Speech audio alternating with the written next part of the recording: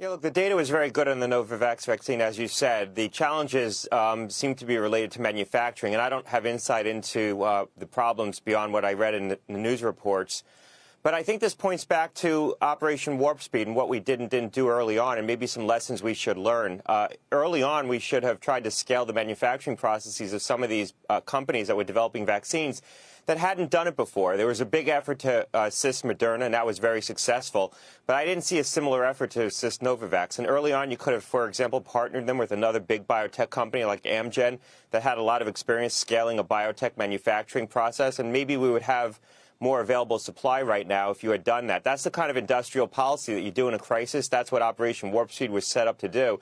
Same thing with the therapeutics. We didn't really have an all-hands approach to trying to develop therapeutics. It was a very vaccine-focused effort, Operation Warp Speed, and we really never had enough of the drugs that we need to help combat this virus. And one of the lessons learned is that in the setting of a pandemic, oftentimes your first therapeutic, your first opportunity is going to be a drug, not a vaccine. Eventually, you need a vaccine to bring an epidemic to an end. But the drugs were available earlier, and we could have been saving more lives if we had more available supply of these drugs, including the antibodies. And, one final point I'll say is that we've seen one tragic death in recent days. We've seen many tragic deaths of older individuals who have underlying health conditions from COVID. Nobody should be dying of COVID right now. We have therapeutics available that we could be using to prophylax people to prevent these outcomes. I mean, we're not going to prevent every death, but certainly people who are immunocompromised, who we know aren't going to get a robust response from a vaccine, people undergoing active treatment for cancer, people who are organ transplant patients who are on high-dose immunosuppressants, we could be dosing them on a monthly basis with drugs like the Regeneron antibody or the Vir antibody or the Lilly antibody. That's pending authorization by the FDA, but we know these antibodies work as a prophylaxis, and you're basically giving an intact immune system to a person to help protect them from the virus.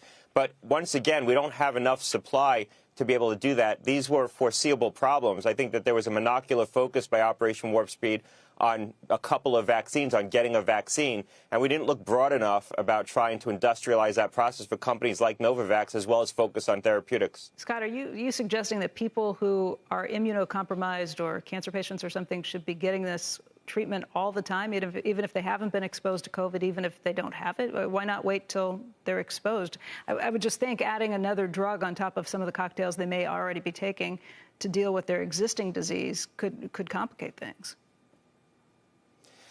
Well, look, we have pretty good safety data on these antibodies. If you're given an antibody against a virus, it's going to largely circulate in your body. It shouldn't have any untoward effects unless you are interacting with the virus, and then it'll attack the virus. But we have pretty good safety data now on these antibodies.